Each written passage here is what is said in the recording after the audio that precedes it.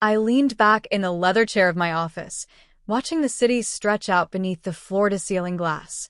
Chicago's skyline looked almost unreal at this hour, steel and glass glowing gold in the late afternoon light.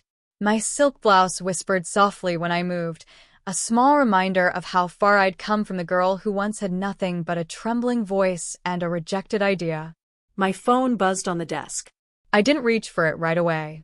I just let it vibrate against the polished wood, steady and insistent, like it somehow knew this moment mattered.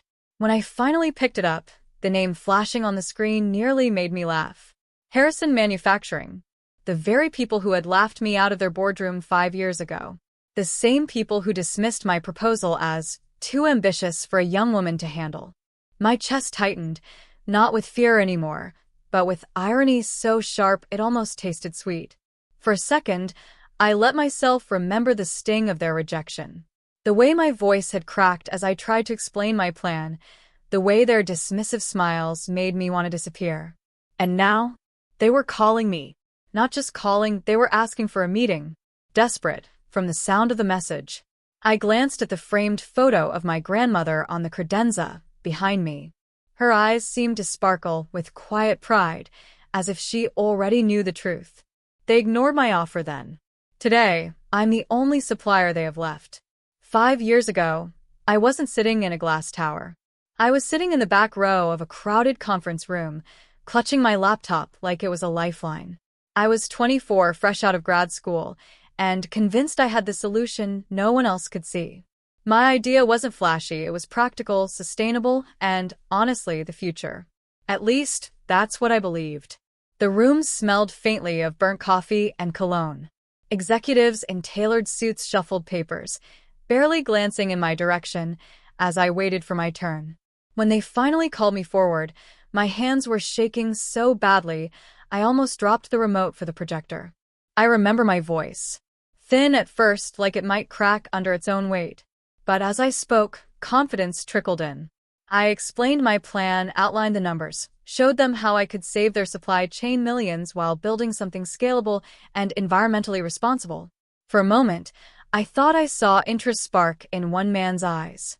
But then it happened. The chuckle. One of the directors leaned back in his chair, smirk tugging at his lips. Ambitious, he said, like the word was an insult. But this isn't the kind of thing a young woman can pull off. The laughter that followed wasn't loud, but it was enough to slice through me. My throat closed, my palms dampened, and every ounce of courage I had melted. They didn't see potential. They saw a foolish girl with big dreams. When the meeting ended, no one shook my hand. No one asked for my deck. They dismissed me with polite smiles that felt sharper than outright rejection. I walked out of that building into the icy Chicago wind, hugging my coat tight, feeling smaller than I had in years. But there was one thing that stopped me from crumbling completely. Before I left home that morning, my grandmother, Martha, had pressed her old silver pendant into my palm.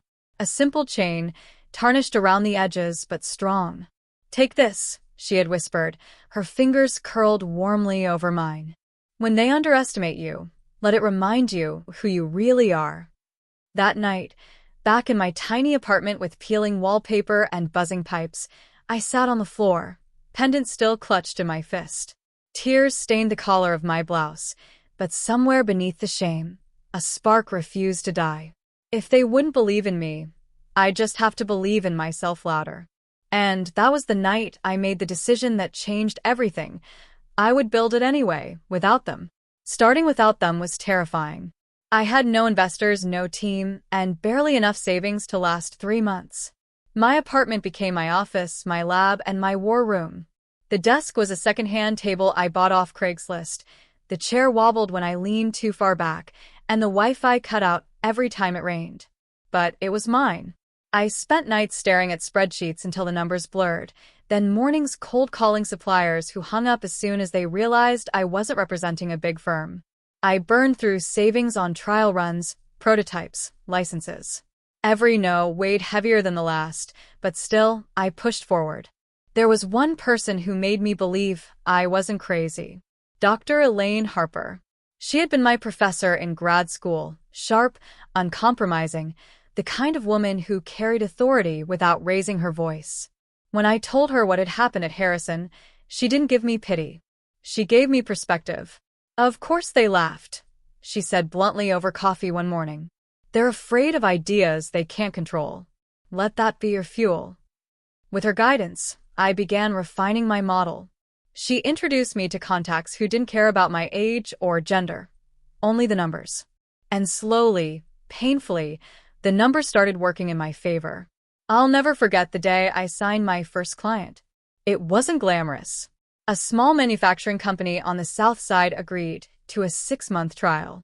The contract was worth less than my student loan debt, but when I held the pen in my hand and scribbled my name, I felt a surge of pride I can't describe. From there, it was brick by brick. One client led to another. Every check I earned went back into the business. I upgraded from my wobbly Craigslist chair to a real office chair, then eventually to a shared co-working space. My days were endless cycles of phone calls, supplier negotiations, and learning things I had no business knowing, accounting, logistics, legal jargon that made my head ache. And yet, with each small victory, I grew stronger. There were nights when I collapsed on my couch with takeout containers scattered around me, whispering to myself, "You're going to make it, Emily. Don't stop now." Online, I kept things muted. My family thought I was still figuring it out. Old classmates assumed I was freelancing or doing side projects. I posted vague updates on LinkedIn, nothing that hinted at the contracts stacking up behind the scenes. It was easier that way. No expectations, no questions. Just me and my work. 2 years in, the breakthrough came.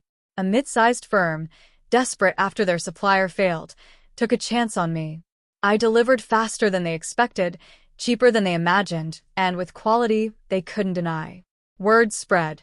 One contract turned into 5. 5 into 20. By the 3rd year, I was no longer just surviving. I was running a company. My company. I had employees who looked to me for leadership, suppliers who treated me with respect, and clients who valued what I built. And through it all, I wore my grandmother's pendant. On nights when doubt crept back in, I'd hold it between my fingers, reminding myself of that promise. Believe louder. I didn't need Harrison Manufacturing. I didn't need anyone who doubted me. What I didn't know then was that, one day, they would need me. The meeting was scheduled for 10 o'clock sharp. I made sure to arrive 15 minutes early, not because I was nervous, but because I wanted to be there, calm and composed, when they walked in. My office didn't look anything like the one I'd once been laughed out of. Sunlight spilled through tall windows, reflecting off polished walnut floors. Modern art lined the walls, each piece chosen to remind me of the risks I'd taken. Behind my desk sat a shelf stacked with awards I hadn't even bothered to announce online. At 9:59, the receptionist buzzed through. "Miss Carter, the representatives from Harrison Manufacturing are here." I inhaled slowly, smoothing the front of my blazer. "Send them in." When the door opened, 3 men walked in. Older, grayer, but unmistakably the same men who had dismissed me 5 years ago. Their expressions were carefully neutral, but I caught the flicker of surprise as they took in my office. "Emily Carter," the tallest one said, forcing a smile. "It's been quite a while." "Yes, it has," I replied, standing. My heels clicked against the floor as I crossed to shake their hands. They were hesitant, like they weren't sure how much respect to show me. That hesitation alone was satisfaction enough. We sat. I let them look around a little longer. Let them absorb the quiet elegance of the room, the plaques, the subtle power radiating from every detail. They needed to see me not as the girl they laughed at, but as the woman who had built something undeniable. Finally, the same man cleared his throat. "We won't waste your time. We're in a difficult position. Our primary suppliers have failed to meet demand, and from what we understand, your company has the capacity to deliver." I raised a brow. Capacity? That's one way of putting it. Another shifted uncomfortably. "Look, Emily, we realize we may have underestimated you in the past. But the truth is, you're in a unique position. Our research shows you've cornered the market in a way no one else has. You're the only one who can help us." The words hung in the air. I leaned back, letting silence stretch. My fingers brushed against the silver pendant resting at my collarbone, grounding me in the moment. I remembered the humiliation of that boardroom, the sting of their laughter, the way my throat had closed. And now, they were the ones choking on their words. "You're right," I said finally, voice even. "I am the only one who can help you. Because I'm not just in the market. I am the market."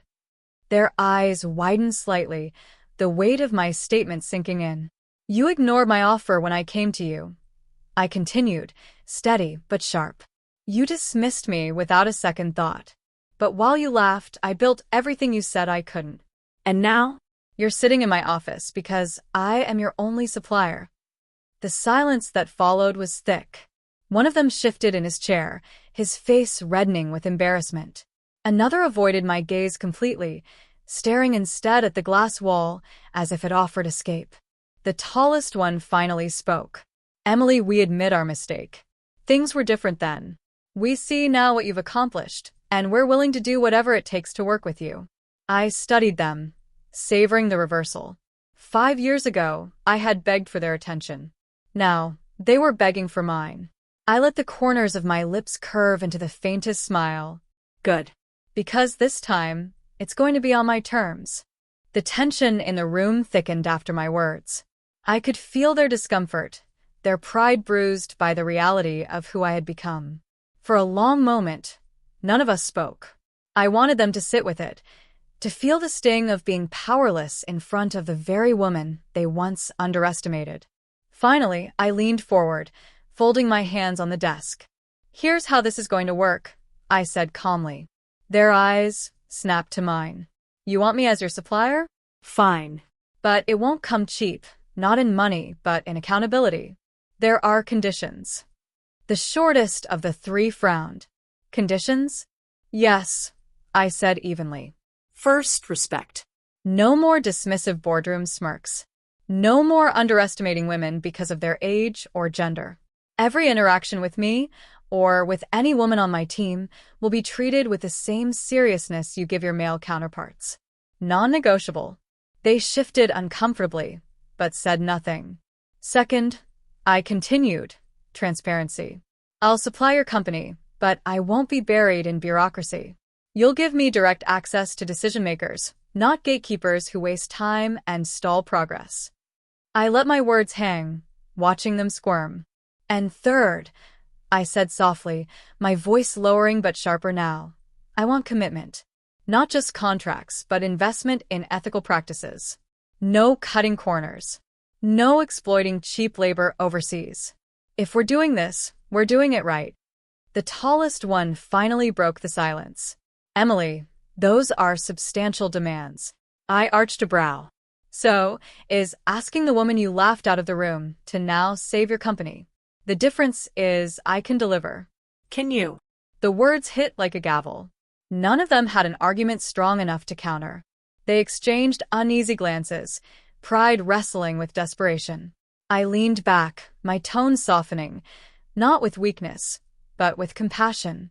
"I don't hate you. I don't even want revenge. But I refuse to let old patterns repeat themselves. You don't just need my supply, you need to change the way you do business. And if you can't, then there are plenty of others waiting for the chance you once threw away." For the first time, I saw humility flicker in their expressions. Not full acceptance yet, but the faint recognition that the balance of power had shifted. One of them nodded slowly. "We understand. We can agree to your terms." "Good," I said, my voice steady. "Because my company doesn't just deliver products. We deliver futures. And if you want to be part of that future, you'll have to earn it." Silence followed, but it wasn't the silence of dismissal anymore. It was the silence of surrender. As they sat across from me, I realized something profound. I wasn't just negotiating a contract. I was rewriting the rules of how they would see women, how they would see me. For the first time, they weren't in control. I was. In the weeks that followed, Harrison Manufacturing signed the contracts under my conditions. It wasn't just a deal. It was a transformation. For the first time, I watched those men sit quietly in meetings, listening instead of interrupting. They addressed my female managers with respect, sometimes even with a touch of deference. Change didn't happen overnight, but I could see the cracks forming in their old armor of arrogance. And maybe that was the sweetest victory.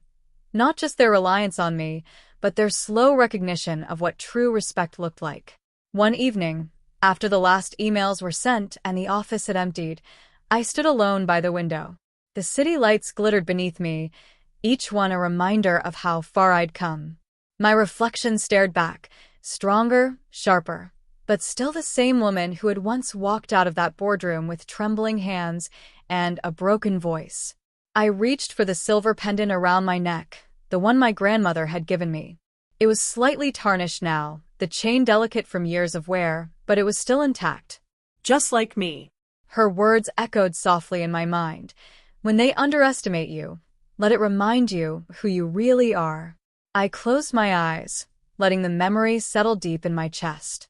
I wished she could have been here to see it, the contracts, the empire, the respect I had demanded and earned. But, in a way, she was. Every step I took carried her strength with me. As for Harrison, they had become just another client in my growing empire. Important, yes, but no longer defining. Their opinion, their approval, their laughter, it no longer had power over me. I thought about the girl I used to be, clutching a proposal with shaking hands, desperate for someone to say yes. And then I thought about the woman I had become. The woman who didn't need validation, who created her own path, who turned rejection into fuel. The journey had been brutal, but it had also been beautiful. And in the end, it wasn't really about them at all. It was about me. About proving, to the world and to myself, that I was capable of more than they could ever imagine. I opened my eyes, gazing out at the endless city below, and whispered to the glass, words that rolled smooth and certain, perfect for the closing of my story. They ignored my offer once, but today, I'm their only supplier.